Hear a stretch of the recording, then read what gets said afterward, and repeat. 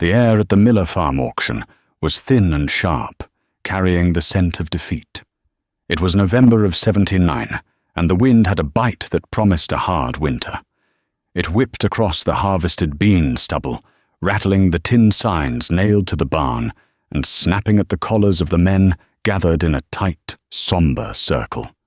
They stood with their hands shoved deep in their pockets, their faces grim, watching another good family's life get sold off piece by piece. I was there, Jedediah Stone, leaning against the cold steel fender of my old Ford F-250. I wasn't there to bid. I was there to bear witness, to remember what happens when a man gets in over his head. The auctioneer's rhythmic chant, a song of sorrow set to a fast tempo, echoed off the silos. Got a $50 bill, now 60. 60. Will you give me 60? $60 bill, now 70. A set of post-hole diggers, barely used, gone for a pittance. My eyes scanned the machinery lined up in what the auction bill called farmer-like condition. That was a kind way of saying they were used hard and put away wet. A six-bottom International plough, its mould board still caked with last spring's mud. A John Deere 4430, a good tractor just a few years old, but its tires were worn down to the cords, and a dark stain of hydraulic oil wept from a fitting near the rear axle. Bill Miller had been trying to keep up, running too hard, too fast, with no time for maintenance. The bank didn't care about maintenance, they cared about the note. That's when I saw him, holding court near the big-ticket items. Warren Bishop. He was 10 years my junior, with a soft face that had never seen a full day of sun, and hands that looked like they'd never held a wrench. He was what the magazines were calling the new farmer. He talked about cash flow and depreciation, not crop rotation and soil health. He was dressed in a clean Carhartt jacket that still had the factory creases in it, and he was laughing with the banker, a man named Henderson, whose smile never quite reached his eyes. Warren was the biggest operator in the county, and getting bigger every year. He'd started with a good piece of ground from his father, same as me. But that wasn't enough for him. Every time a farm went up for sale, Warren was there, outbidding everyone, financed to the hilt by Henderson's bank. He farmed with brand new iron, gleaming green John Deere tractors with sound guard cabs, air conditioning, and radios.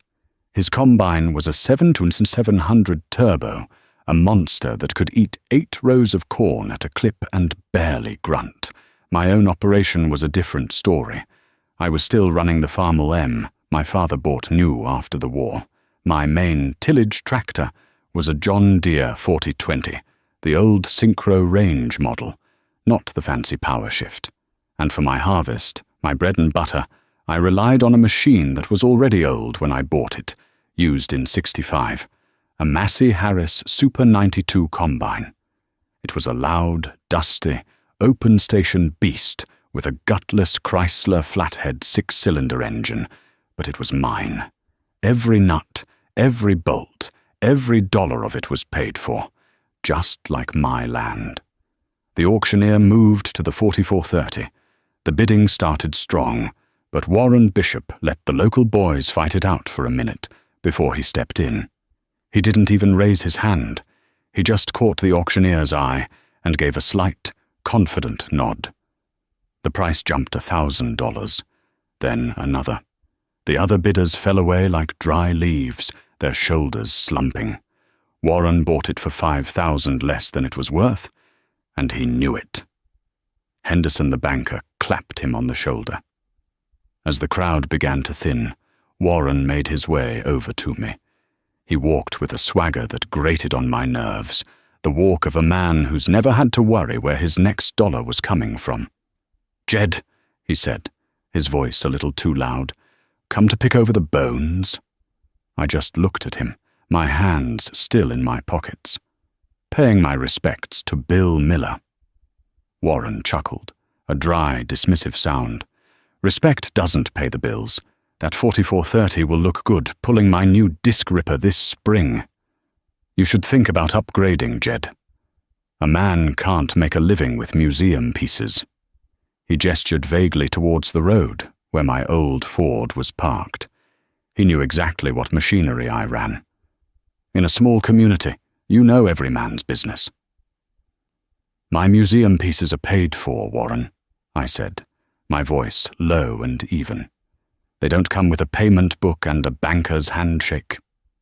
He shook his head, a look of pity on his face that was more insulting than any curse. You're stuck in the past. Your daddy's past. This is 1979. Earl Butz himself said it. Get big or get out. Land's over $2,000 an acre and going up. Corn's pushing $3. You're sitting on a gold mine, and you're still using a shovel to dig it. A man's got to use leverage, Jed. Use the bank's money to make your own. He pointed a clean finger at the Massey combine sitting in Bill Miller's shed, a newer 5 and 10 model, but still in bad shape. You ought to at least buy that thing for parts for that old clunker of yours. Henderson would probably loan you the money. He winked at the banker, who gave a thin reptilian smile. The implication was clear. He saw me as the next Bill Miller, another relic to be swept aside by his new way of farming. He saw my careful, debt-free life not as a strength, but as a weakness, a failure of ambition. He thought I was a fool, content to pick up scraps while he feasted at the king's table. Now, before I tell you how I answered him, and what happened in the years leading up to that bitter winter, I need to ask you folks listening a question. Have you ever had to stand your ground when everyone around you, your neighbors, maybe even your own family, thought you were a damn fool for sticking to the old ways? When the whole world was screaming, borrow and buy, and you were tightening your belt and fixing what you had? Let me know down in the comments below.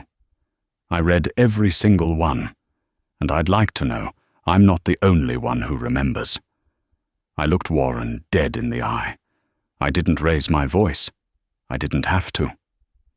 My clunker, I said, will be running long after the banks come for your new toys, Warren. Some things are worth more than leverage. He just laughed and walked away, shaking his head. I watched him go, then turned and walked back to my truck. The drive home was quiet. The fields on either side of the road were bare, the corn and beans all harvested. Most of them had been cut by big new machines like Warren's, but my fields had been cut too, every last acre, cut by my old Massey 92. It hadn't been easy. It never was. I thought back 4 years to the harvest of 75. That was a year that tested me. The corn was heavy, the cobs hanging low, and the weather had been wet. I was pushing the old Massey hard, trying to beat a storm front that was rolling in from the west, the sky the color of a bad bruise. I was in the back corner of the North 80, the farthest point from the house, when it happened. There wasn't a big bang or a crash, just a change in tone. The steady, throaty roar of the Chrysler flathead engine was suddenly joined by a high-pitched, metallic squeal, a sound like a tortured animal. It rose in pitch for about 3 seconds, and then there was a loud, grinding clunk that I felt through the steel seat and the soles of my boots. The whole machine shuddered. The cylinder, the big rotating drum that threshes the grain from the cob, stopped dead. The engine, suddenly freed from its load, screamed at high RPMs before I could yank the throttle back and shut it down. Silence. The only sound was the ticking of the hot manifold and the rustle of the corn stalks in the wind. I sat there for a long minute, the smell of hot metal and dust filling my nostrils. I knew, with the sinking certainty of a man who knows his machine inside and out, that this was bad. This wasn't a slipped belt or a plugged auger. This was deep in the guts of the beast. I climbed down and opened the side panel. Using a long cheetah bar, I tried to turn the cylinder by hand. It wouldn't budge, seized up tighter than a banker's fist. My heart sank. The main cylinder bearing. It was the only thing it could be. A catastrophic failure of a part that hadn't been manufactured in a decade. That night, while the rain from that storm front hammered on the tin roof of my workshop, I started the long, greasy job of tearing the Massey apart. The neighbors would have just called the dealer.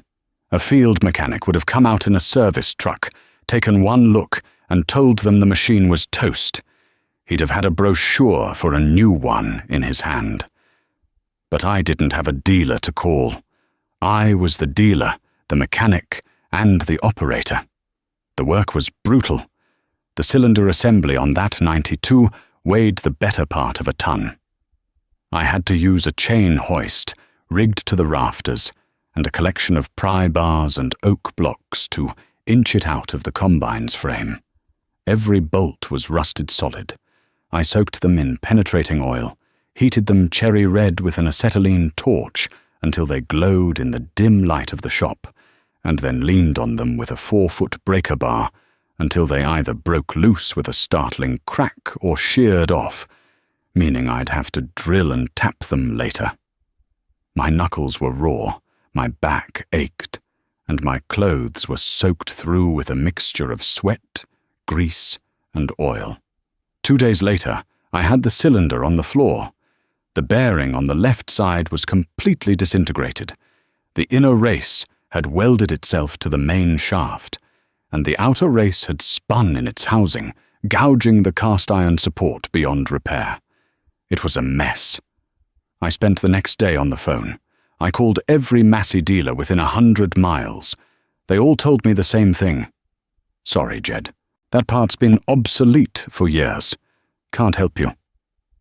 I called salvage yards across 3 states. Most of them just laughed. One old boy down in Missouri said he might have one, but he wasn't sure. He'd have to go look in his back 40, a graveyard of forgotten iron, and he'd call me back if he found it. He never did. That evening, Warren Bishop drove by. He didn't stop, but he slowed his shiny new GMC pickup way down, craning his neck to see into my lit workshop. I could see the silhouette of his head against his headlights, and I knew he was smiling. The next day at the grain elevator, the talk was all about how old Jed Stone had finally pushed his luck too far. He's going to lose that whole North 80, I heard one man say. Serves him right for being so stubborn. Should have upgraded years ago. The scorn felt worse than the busted bearing. It wasn't just about a machine anymore. It was about my way of life, my father's way. They saw it as a failure. But as I stood there in my shop that night, looking at the wounded heart of my combine, I didn't feel like a failure. I felt a cold, hard anger. I wasn't going to let this beat me. I wasn't going to give them the satisfaction. I decided right then and there. If I couldn't buy the part, I would make it. I took careful measurements of the shaft and the damaged housing. The next morning, I drove my old Ford to a specialty machine shop in the city, the kind of grimy, old-school place that still had giant war-era lathes and milling machines run by men with grease permanently etched into the lines of their hands. I took the galled-up shaft and the broken housing with me. The machinist, a grey-haired German named Schmidt, looked at the parts, grunted, and quoted me a price that made my stomach clench. It was more than I'd paid for the whole combine 10 years prior.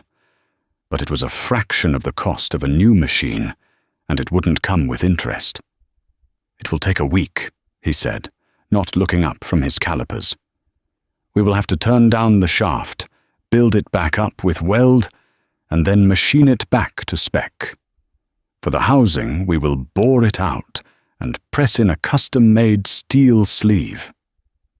I paid him in cash, from the coffee can I kept buried in the floor of the shop. While Schmidt worked his magic, I didn't sit idle. I took every other bearing out of that combine. I cleaned and inspected every chain, every sprocket, every belt. I found a hairline crack in one of the main support brackets, and I V-grooved it with a grinder and welded it solid, reinforcing it with a piece of 1/4-inch plate. I was giving that old machine a new lease on life, piece by painful piece. A week later, I drove back to the city and picked up my parts. They were beautiful. The shaft was perfectly smooth, the housing bored true with a gleaming steel insert.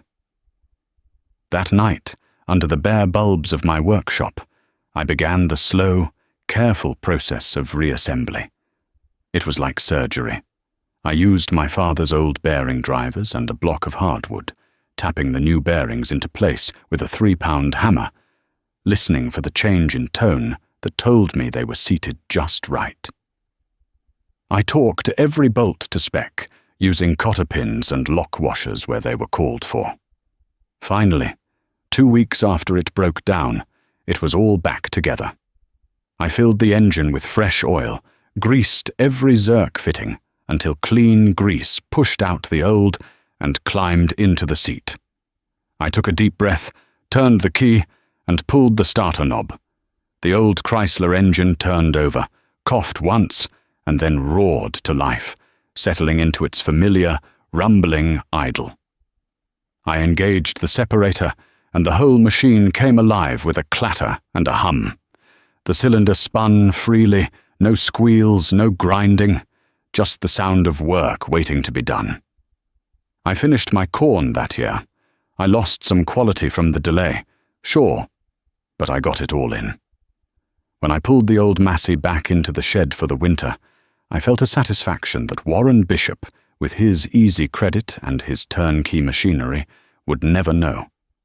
I had faced the abyss, and I had won. Not with a checkbook, but with my own 2 hands. The years that followed were the boom years, the mid to late 70s. The price of land went insane. Ground that sold for $700 an acre in 1970 was going for $2,000, then $2,500, then $3,000. It was a frenzy. The Russians were buying our grain, inflation was running hot, and the banks were practically begging farmers to take out loans. The government was encouraging it. Plant fence row to fence row, Agriculture Secretary Butts kept saying on the radio. We're going to feed the world. Warren Bishop became the local poster boy for the boom. He bought the 80 acres to the north of me, then the quarter section to my west.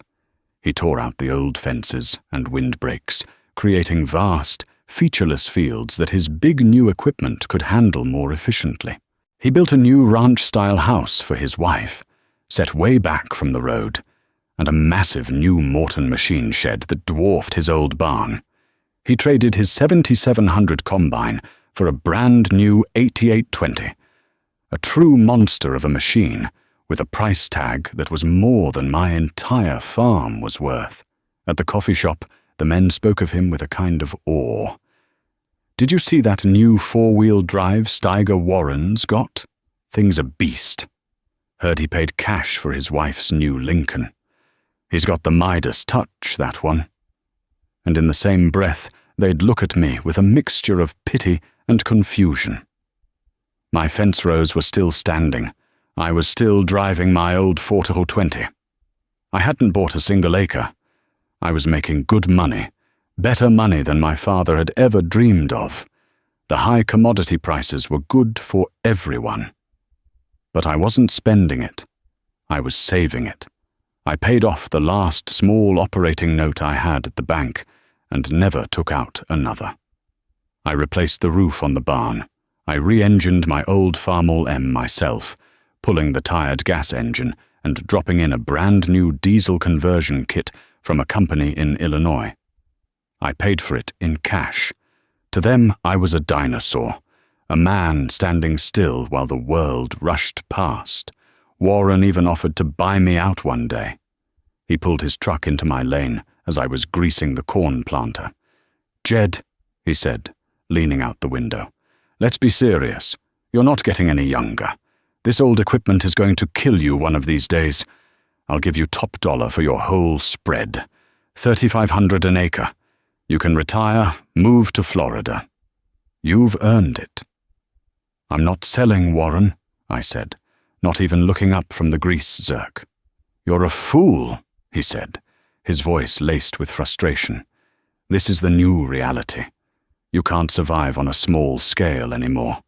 In 5 years, guys like me will own this whole county. You're just delaying the inevitable." He spun his tires in my gravel and roared off down the road. I knew he thought he was doing me a favor. He genuinely couldn't understand why a man would turn down that kind of money. Why a man would choose to sweat and bleed over old iron when he could sign a piece of paper and walk away rich. He didn't understand that the sweat and the blood were the point. He didn't understand that the farm wasn't just a business to me. It was everything. It was my father's sweat and his father's before him. It was the land I was bound to, and I'd be damned if I'd let some slick banker and a fast-talking neighbor separate me from it. But as the decade started to draw to a close, even I could feel a change in the wind. The news on the radio was all about inflation. The price of everything was going up. Fuel, fertilizer, parts, groceries. The interest rates, which had been low for so long, started to creep up. First 8%, then 10, then 12. A new man was in charge of the Federal Reserve, a fellow named Paul Volcker. He was on the news every night, talking tough about whipping inflation, no matter the cost. One afternoon in the fall of '79, just a few weeks before the Miller auction, I was at the parts store picking up a new set of sickles for the Massey's grain head. Henderson, the banker, was there, talking to the owner. "I'm telling you, Frank," Henderson said, shaking his head. "The prime rate went up another full point yesterday. We're having to call some of our customers, renegotiate their operating loans. The boys who are leveraged deep are starting to feel the squeeze." He saw me standing there and gave me a tight little nod.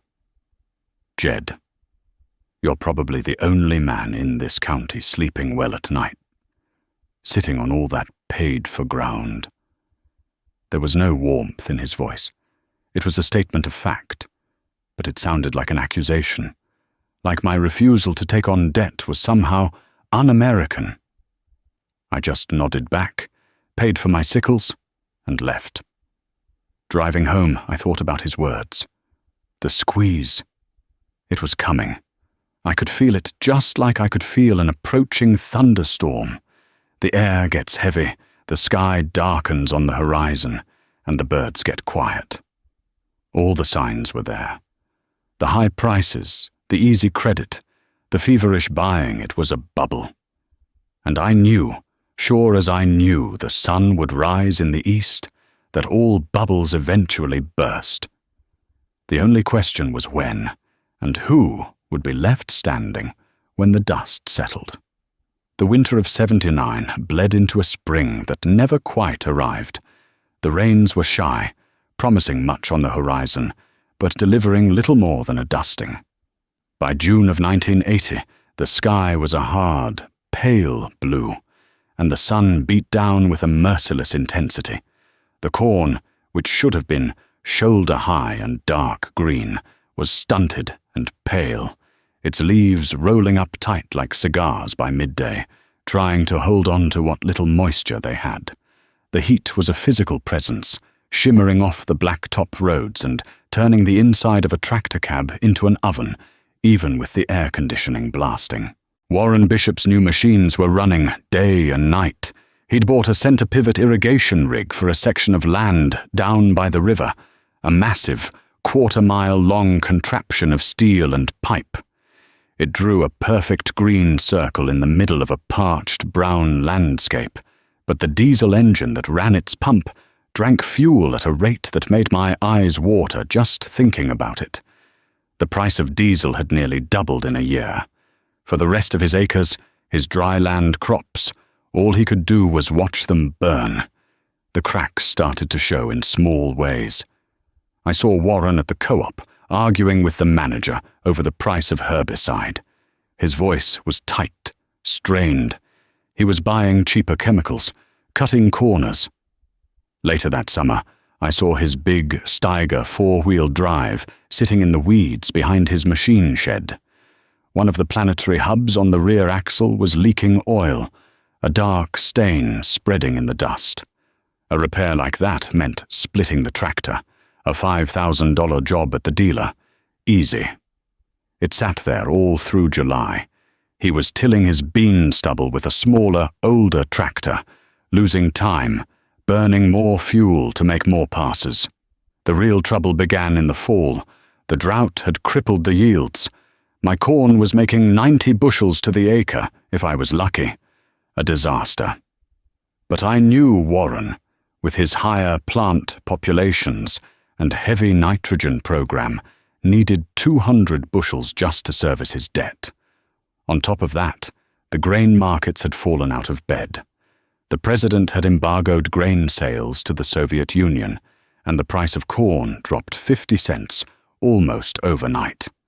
It was the perfect storm, a failed crop and a failed market, all at the same time. I was in my fields with the old Massey 92, methodically chewing my way through the thin, disappointing rows. The work was slow, but the machine ran like a top. Every morning I'd walk around it with a grease gun, hitting every zerk. Every evening I'd blow the dust off with my air compressor and check the oil. It was a ritual of care, born of necessity. One afternoon, I was finishing up a field that bordered Warren's land. His 8820 was working the field next to mine, a behemoth that made my Massey look like a child's toy.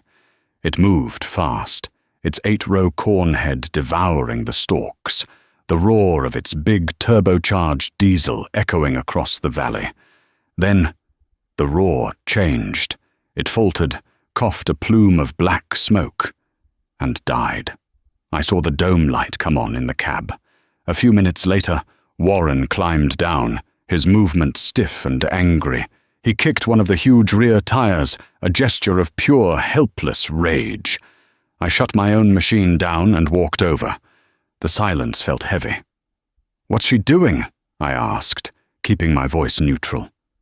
"I have no damn idea," he spat, wiping sweat from his forehead with the back of a greasy hand. "Just quit. Won't restart. All the lights on the dash are blinking like a Christmas tree." I nodded. I didn't know the first thing about the electronics on a machine that new, and I wasn't about to pretend I did. "Got the dealer coming?" "Yeah," he said, his voice bitter. "They'll send some kid out here with a laptop. He'll plug it in and tell me it's a $5,000 sensor that they have to order from Moline, and I'll sit here for 3 days while the last of my crop gets rained on." He gestured at the sky, where clouds were finally starting to gather for the first time in months. He was right. The dealer mechanic showed up 2 hours later in a shiny service truck. He spent an hour hooked up to the combine's diagnostic port, then delivered the verdict. The main electronic fuel injection pump controller was fried, a complex, sealed unit that cost a fortune. And they didn't have one in stock. It would take 2 days, maybe 3, to get it. Warren just stood there, his shoulders slumped. He looked out at the hundreds of acres of corn still standing, and then at the darkening sky. He looked defeated. All that money, all that technology, and he was brought to his knees by a black box of wires he couldn't fix and couldn't afford. I went back to my side of the fence, climbed onto my old Massey, and fired up the Chrysler flathead. As I pulled away, the simple, honest clatter of its sickle bar and the hum of its V-belts felt like the most reassuring sound in the world. I had another 100 acres to cut. I knew it would take me 4 days, but I also knew My machine would run every one of them. The winter that followed was when the real squeeze began. The Federal Reserve, in its war on inflation, pushed the prime interest rate to 21%. 21. It was a number so high it felt like a misprint. For men like Warren, who had financed their land and equipment on variable rate loans, it was a death sentence. His payments didn't just go up, they exploded. An operating note that cost him 8% a year ago was now costing him 25%. The coffee shop talk turned from awe to hushed whispers. Henderson the banker was no longer seen laughing with Warren. Now, his car was spotted in Warren's lane at odd hours, staying for a long time. The farm auctions started up again, but they were different now. They weren't just for old men retiring or small operators who couldn't make it. They were for the big guys, the ones who had been the kings of the county just 2 years before. Their gleaming, late-model machinery was lined up in rows, selling for 50 cents on the dollar because no one had the cash or the credit to buy it. The notice for Warren Bishop's auction appeared in the county paper in February of 1982. It was a full-page ad. 480 acres of prime bottom ground, a complete line of John Deere and Steiger equipment, most of it less than 5 years old, a 4-bedroom ranch-style home. It was the public execution of a man's dream. The day of the auction was cold and grey, a raw wind spitting sleet that stung the face. The crowd was even bigger than the one at Bill Miller's sale, but it was dead quiet. There was no chatter, no laughter, just the grim faces of men who knew they were looking at a reflection of their own fears.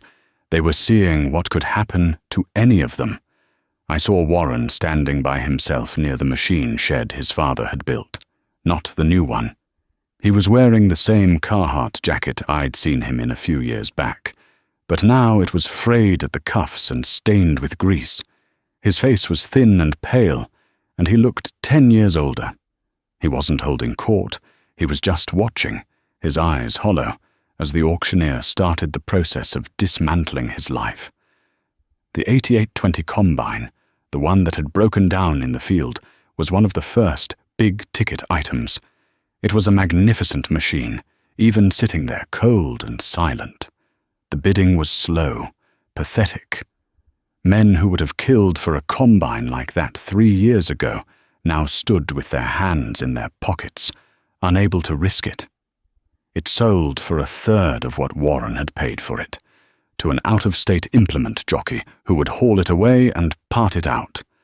I watched Warren when the auctioneer's gavel fell. He didn't flinch. He just closed his eyes for a moment, a barely perceptible tremor running through his shoulders.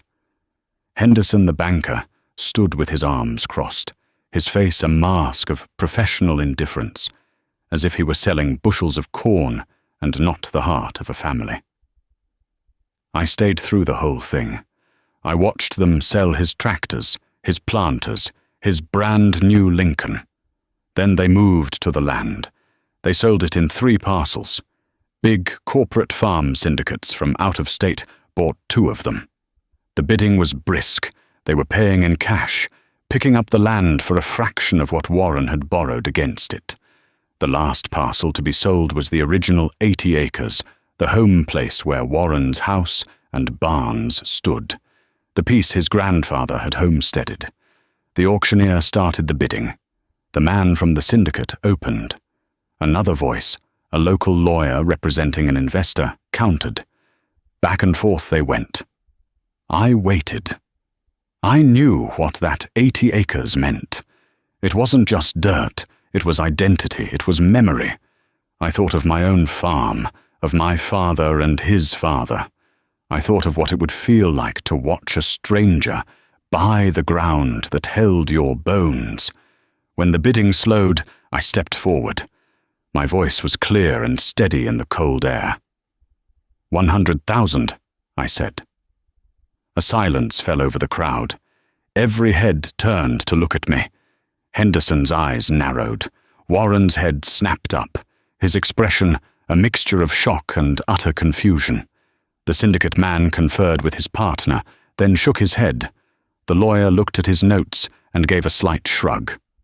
$100,000, the auctioneer called out. Do I hear 110? 100,000 going once, going twice. He looked at Henderson, who gave a curt, almost invisible nod of approval. The bank was getting its money. Sold for $100,000 to Jedediah Stone. I didn't celebrate. I walked over to the clerk's table, my boots crunching in the gravel. I pulled a cashier's check from the inside pocket of my coat. It was for the full amount. It represented nearly every dollar I had saved during the boom years. The money I'd put in the coffee can while everyone else was buying new pickups and taking vacations. I signed the papers, my hand steady, and took the deed. As I walked back to my truck, Warren intercepted me. He stood in my path, his face a wreck of emotions. "Why, Jed?" he asked, his voice cracking. "Why did you do that? To gloat? To finally prove you were right?" I looked him square in the eye. "No, Warren, not to gloat." I held the deed out to him. "This is for you." He just stared at it, uncomprehending. "What are you talking about?" "I'm talking about a rental agreement," I said. "You're going to rent this 80 from me. The house, the barns, the ground. You're going to farm it. The rent will be 1/3 of the crop, just like in the old days. And when you get back on your feet, if you still want it, you can buy it back from me for exactly what I paid for it, not a penny more." He was speechless. He looked from the paper in my hand to my face and back again. He saw no pity there, no charity, just a neighbor offering a hand. His pride, the thing that had driven him to expand so fast and so far, was at war with the desperation in his heart. Finally, he reached out a trembling hand and took the deed just to look at it. I don't have any equipment," he stammered. "They sold everything." "Not everything," I said. I nodded toward the end of the machinery line, where a few odds and ends were still waiting. The John Deere 40/30 that he had bought at Bill Miller's auction 3 years ago. It hadn't drawn a single bid. Its tires were still shot, the hydraulic leak was worse, but it was a solid tractor. "I bought that too." He just shook his head, overwhelmed. "I can't pay you for it." "I know," I said. "Consider it part of the rental agreement. You get it running. You use it. You're a good mechanic, Warren. You just forgot how to be one." I turned and walked away, leaving him standing there in the middle of the wreckage of his life, holding the one small piece that I had managed to save for him. The years that followed were lean, but they were honest. The farm crisis scoured our county, changing it forever. Some families left for good, their farms swallowed up by the same corporations that had bought Warren's land, but others held on, learning the hard lessons of that time. The talk in the coffee shop was no longer about who had the biggest, newest tractor. It was about who could make a weld hold, who knew how to time an old diesel pump, who had a good source for used parts. My way of farming wasn't seen as foolish anymore. It was seen as survival. Warren worked that 80 acres with a quiet, desperate tenacity I had never seen in him before. He and I spent a weekend in my shop getting the 40/30 running right. We rebuilt the hydraulic pump, put new seals in the rear axle, and patched the tires. He didn't have money for new ones. He found an old 6-bottom plow and a used disc at auctions, paying for them with money he earned working part-time as a mechanic for other farmers. He was humbled, but he wasn't broken. He was learning to be a farmer again, not just a businessman. My own son, David, was growing up. He spent his summers in the shop with me, his hands becoming as greasy as mine. I didn't teach him about cash flow or leverage. I taught him how to read a spark plug, how to listen for a bad bearing, how to feel the soil in his hands, to know when it was ready to plant. I showed him the galled-up shaft and the custom-made sleeve I'd had made for the Massey 92 all those years ago. I kept them on a shelf in the workshop, a reminder of what you can do with your own 2 hands when the world tells you to quit. "This," I told him, holding the heavy, scarred piece of steel, "is more important than any line of credit. This is self-reliance. Don't you ever forget that. It took Warren Bishop 7 years. 7 years of good crops and bad, of high prices and low. 7 years of scrimping and saving and fixing things that were broken. One day, in the fall of '89, he drove his old pickup into my lane and walked up to the porch where I was sitting. He had a cashier's check in his hand. He'd sold a good crop of beans and had finally saved enough. He bought his home place back. We didn't say much. We shook hands, a firm, calloused grip between 2 men who understood the land and the cost of holding on to it. There was a respect between us now that hadn't been there before. We were both survivors, carved from the same hard soil. The next fall, harvest of 1990, was my last one with the old Massey Super 92. She was tired. The tin work was rusted through in places, and the old flathead engine was getting hard to find parts for. David was home from college for the weekend to help. We were finishing the last field of soybeans, a beautiful, clean crop that stood golden in the late afternoon sun. I was at the wheel, the familiar roar of the engine in my ears, the dust and the chaff swirling around me. I looked out over the field, over the neat rows of stubble I was leaving behind. I could see my house, my barns, the windbreak of trees my grandfather had planted. All of it was mine. Every shingle, every fence post, every acre. No banker held a piece of it. It was a feeling of freedom so profound it was almost breathtaking. Warren Bishop was in the field next to mine, the one he now owned again. He was harvesting with his 4430 and a small, older 6-row combine he'd bought a few years back. He saw me, and he raised a hand from the seat of his tractor. I raised a hand back. As the sun began to set, casting long shadows across the land, David climbed up onto the operator's platform with me. "She's a loud old girl, isn't she, Dad?" he shouted over the engine. "She is," I shouted back, a smile touching my lips. "But she's an honest machine. She never lied to me." I looked at my son, his face lit by the golden light, and I saw the future. He understood. He knew that the land wasn't just a commodity to be bought and sold. It was a trust, a legacy. He knew that true wealth wasn't measured by the size of your equipment or the number of acres you farmed, but by the calluses on your hands and the peace in your heart. I throttled the old Chrysler engine down, and its roar softened to a rumbling purr. In the quiet, you could hear the corn stalks rustling in the evening breeze. The foreclosure winter was long past, but its memory was etched into the landscape, a lesson written in rust and sorrow. We had survived it.